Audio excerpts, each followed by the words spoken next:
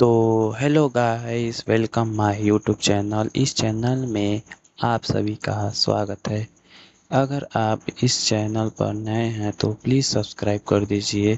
इस चैनल पर आपको फिजिक्स, केमिस्ट्री एंड बायोलॉजी से रिलेटेड मोस्ट इम्पोर्टेंट एमसीक्यू मिलेंगे जो हर एंट्रेंस एग्ज़ाम में आता है, और पीवाईक्यू क्वेश्चन भी कराया जाएगा।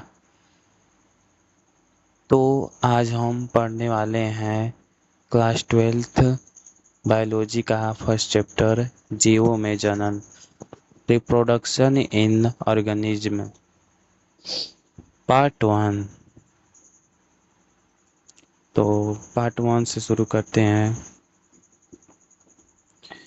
फर्स्ट क्वेश्चन,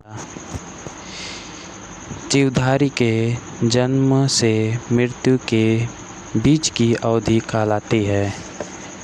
बताइए, जीवधारी के जन्म से मृत्यु के बीच की अवधि क्या कहलाती है? जीवधारी के जन्म से मृत्यु के बीच की अवधि क्या कहलाती है?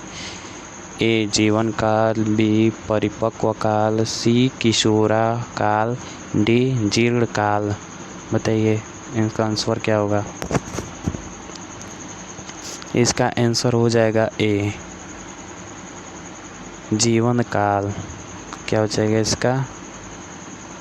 जीवन काल। अगले क्वेश्चन में चलते हैं।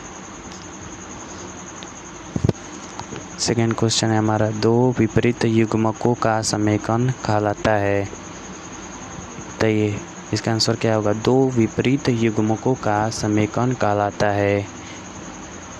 ए क्लोन, बी अलैंगिक जनन, सी निषेचन, या डी इनमें से कोई नहीं।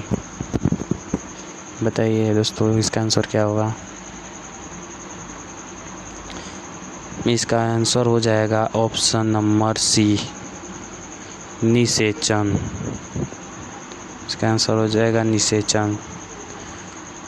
अगले क्वेश्चन में चलते हैं। जनकों के समान संतति कोशिकाएं कहलाती हैं। जो जनकों के समान संतति कोशिकाएं कहलाती हैं वो क्या कहलाती हैं?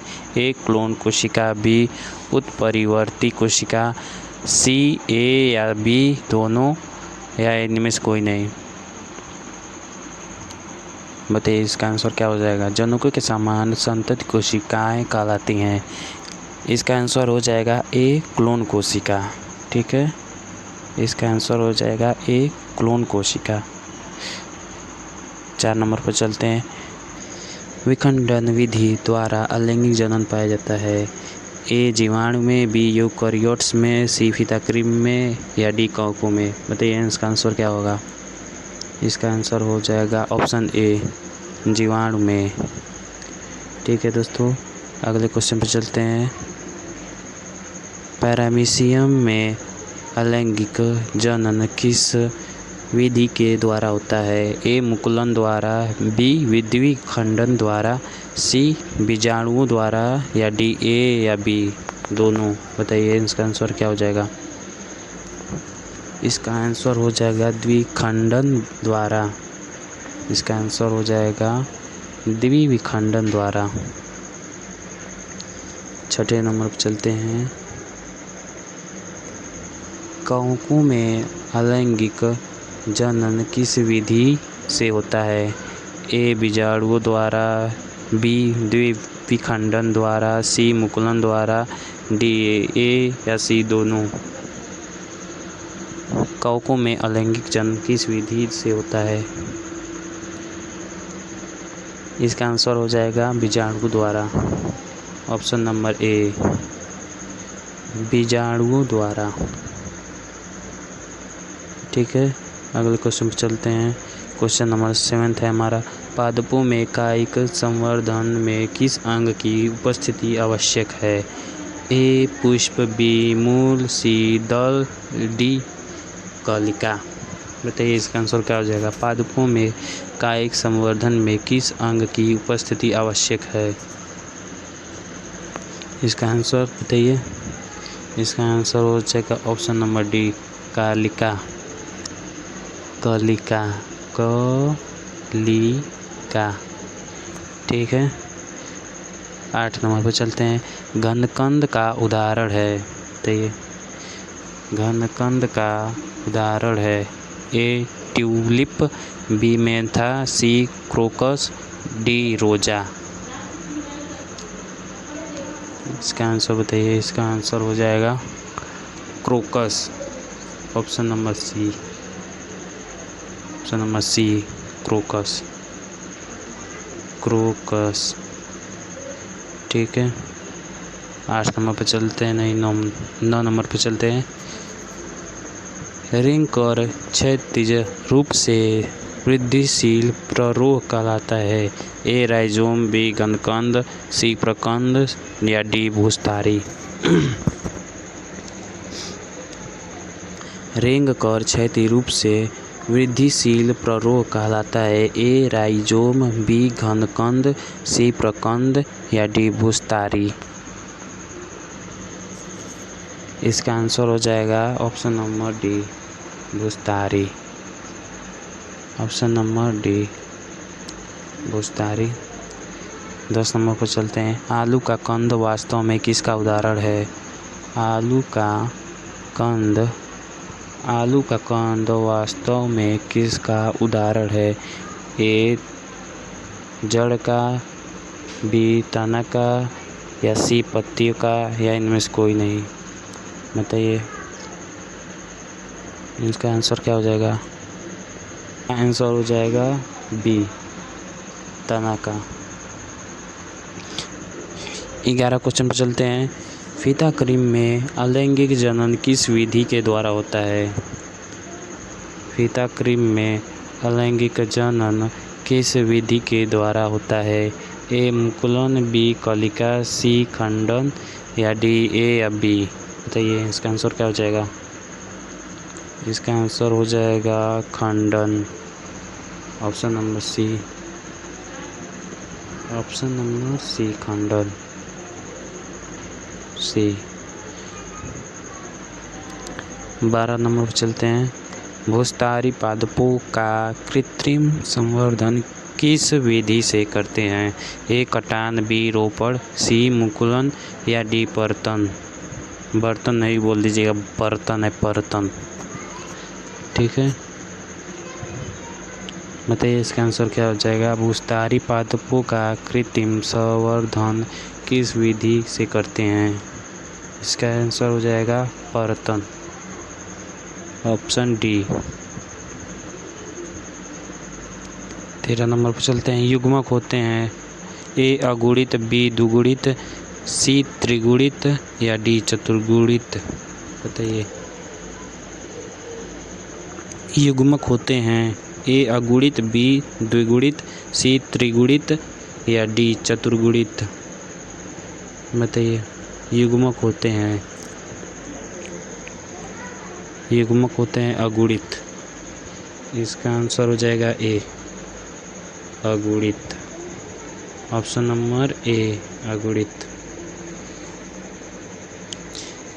14 नंबर पर चलते हैं। निम्न में से कौन सी क्रिया पुष्पी पादपों में जनन प्रावस्था को इंगित करती है?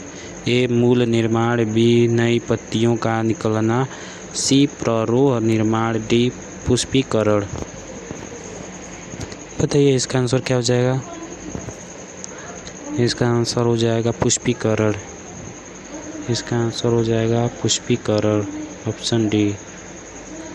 15 नंबर पर चलते हैं।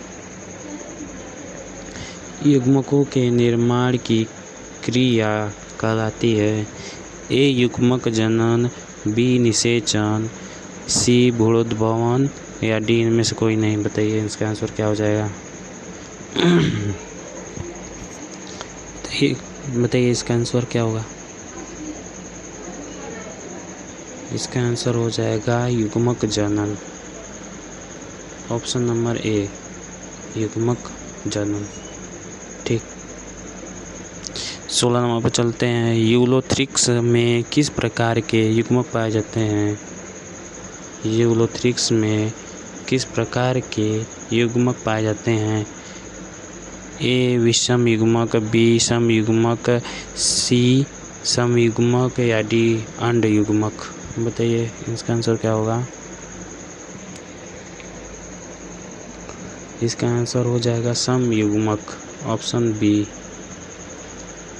बी सम युग्मक।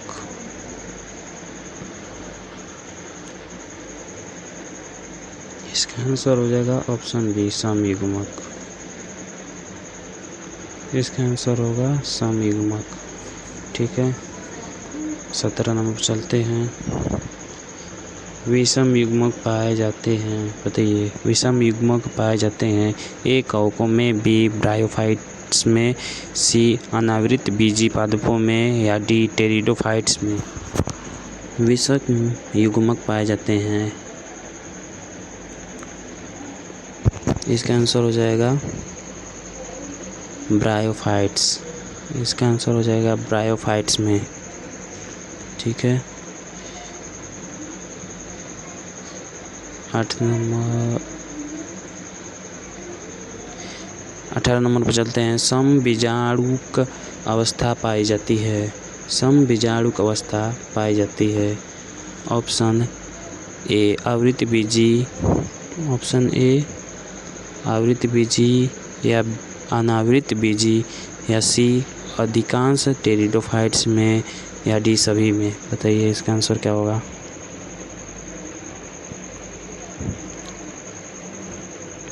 समबीजाणुक अवस्था पाई जाती है।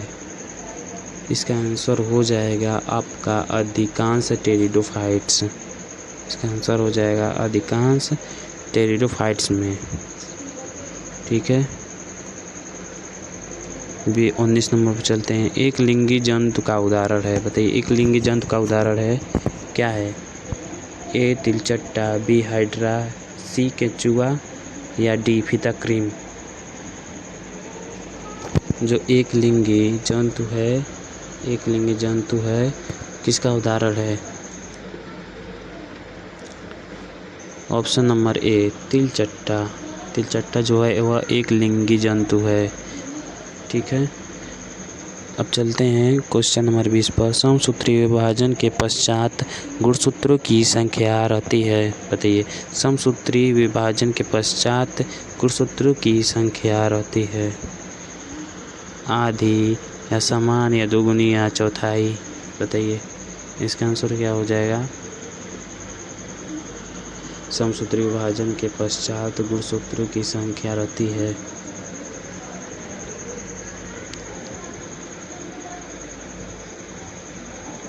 इसका हो जाएगा समान। इसका आंसर हो जाएगा समान। ठीक है, क्वेश्चन नंबर 21। आवृतबीजी पादपों में नर युग्मों का स्थानांतर किसके द्वारा होता है। बताइए परागकण, जयांग, दल या बाह्य दल। क्या हो जाएगा इसका आंसर। इसका आंसर हो जाएगा परागकण। इसका आंसर हो जाएगा परागकण। ठीक है, 22 नंबर। युग्मनज प्राय होता है। बताइए युग्मनज कैसा होता है। अगुणित या त्रिगुणित या द्विगुणित या चतुर्गुणित। युग्मनज प्राय होता है, यह होता है द्विगुणित। ऑप्शन नंबर सी द्विगुणित, ऑप्शन नंबर सी। 23 नंबर पर चलते हैं। बाह्य निषेचन पाया जाता है मानव में या बंदर में या मेढक में या सरीसृपों में।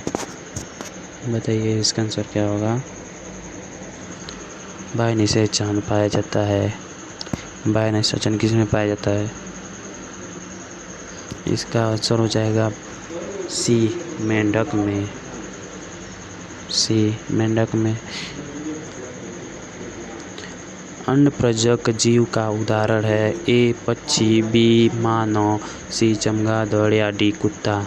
जो अन्नप्रजक जीव है किसका उदाहरण है। अन्नप्रजक जीव का उदाहरण है ऑप्शन नंबर ए पक्षी। ऑप्शन नंबर ए पक्षी। पक्षी जो है अन्य प्रजाति का जीव है। ठीक है, 27 नंबर पर चलते हैं। क्वेश्चन नंबर 27 द्विविभाजन बिनरी फिजन एक है, माइक्रोप्रोपेगेशन, बी कायिक जनन, माइक्रोप्रोपेगेशन, डी लैंगिक जनन। बताइए इसका आंसर क्या होगा। इसका आंसर हो जाएगा कायिक जनन। इसका आंसर हो जाएगा कायिक जनन, ऑप्शन बी। ठीक है, ये चलते हैं अगले क्वेश्चन पर। यदि एक कायिक कोशिका में 40 गुणसूत्र हैं तब उसके युग्मक है यानी गैमेट में कितने गुणसूत्र होंगे। बताइए इसका आंसर क्या होगा। ए 10, बी 20, सी 30, डी 40। बताइए इसका आंसर क्या होगा। इसका आंसर हो जाएगा बी 20।